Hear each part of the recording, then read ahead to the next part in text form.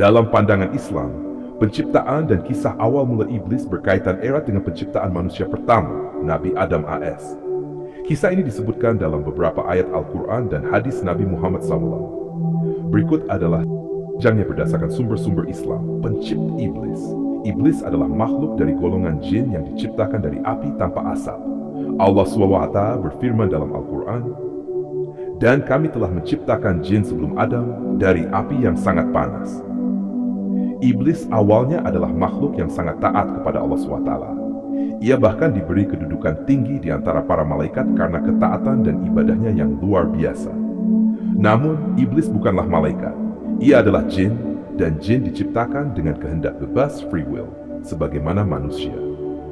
Penciptaan Nabi Adam AS, Allah SWT menciptakan Nabi Adam AS dari tanah liat yang diberi bentuk. Firman Allah, ketika Tuhanmu berfirman kepada para malaikat, "Sesungguhnya aku akan menciptakan seorang manusia dari tanah liat kering yang berasal dari lumpur hitam yang diberi bentuk." Setelah menciptakan Adam, Allah meniupkan ruh ke dalamnya. Nabi Adam pun menjadi makhluk hidup yang sempurna. Perintah sujud kepada Adam. Ketika Nabi Adam AS telah diciptakan, Allah SWT memerintahkan seluruh malaikat dan iblis untuk bersujud kepada Adam sebagai bentuk penghormatan, bukan ibadah.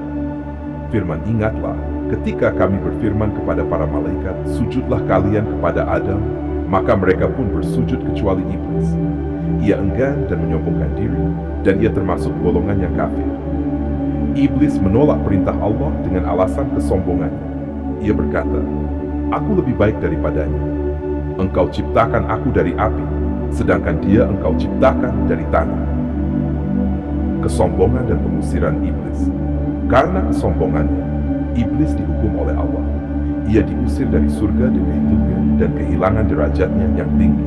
Allah berfirman, "Turunlah kamu dari surga itu, karena tidak sepatutnya kamu menyombongkan diri di dalamnya. Keluarlah, sesungguhnya kamu termasuk orang-orang yang hina."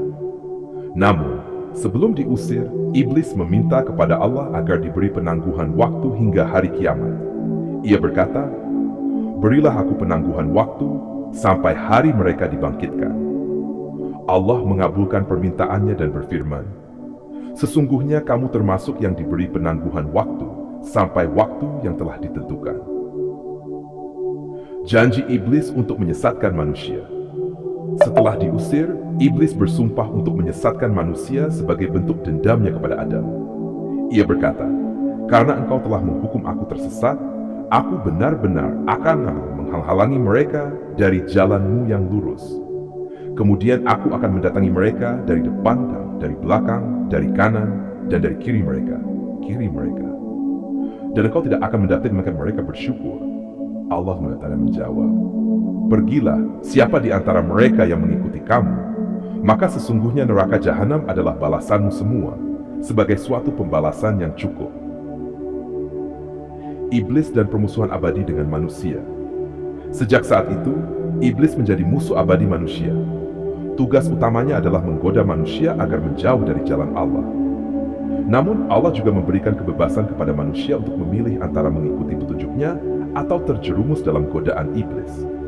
Allah berfirman, "Sesungguhnya tipu daya setan itu lemah." Selain itu, Allah menjelaskan bahwa iblis hanya memiliki kekuasaan atas orang-orang yang berpaling dari Allah dan tidak bertakwa. Pelajaran dari kisah ini, kisah penciptaan iblis dan Nabi Adam AS memberikan banyak pelajaran. Di antaranya, kesombongan adalah dosa besar yang dapat membawa kehancuran, sebagaimana yang terjadi pada iblis. Manusia diberi kehendak bebas untuk memilih jalan hidupnya, tetapi akan dimintai pertanggungjawaban atas pilihannya. Allah Maha Pengasih, tetapi juga Maha Adil. Setiap makhluk akan mendapatkan balasan yang sesuai dengan amal perbuatannya. Kisah ini menjadi pengingat bagi umat manusia untuk selalu berlindung kepada Allah dari godaan iblis dan berusaha menjalani kehidupan dengan penuh ketaatan kepadanya.